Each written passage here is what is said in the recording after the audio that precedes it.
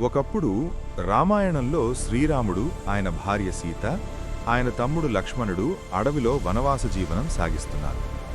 అదే సమయంలో ఒక పెద్ద గద్ద ఉంది. ఆ గద్ద పేరు జటాయువు. అతను చాలా మంచివాడు మరియు ధైర్యవంతుడు. ఒకరోజు రాక్షసుల రాజైన రావణుడు సీతమ్మను ఎత్తుకుని తన రాజ్యమైన లంకకి తీసుకెళ్తున్నాడు. అది చూసిన జటాయువు చాలా ఆగ్రహానికి గురయ్యాడు. సీతమ్మను వదిలేయి అని రావణుడితో పోరాడాడు. జటాయువు చాలా ధైర్యంగా యుద్ధం చేశాడు. కాని రావణుడు చాలా బలవంతుడు. అతను జటాయువు రెక్కలు కోసేశాడు. జటాయువు నేలపై పడిపోయాడు. కొద్దిసేపటి తర్వాత రాముడు అక్కడికి వచ్చాడు. జటాయువు చివరి శ్వాసతో సీతమ్మను రావణుడు తీసుకెళ్లాడు అని చెప్పాడు.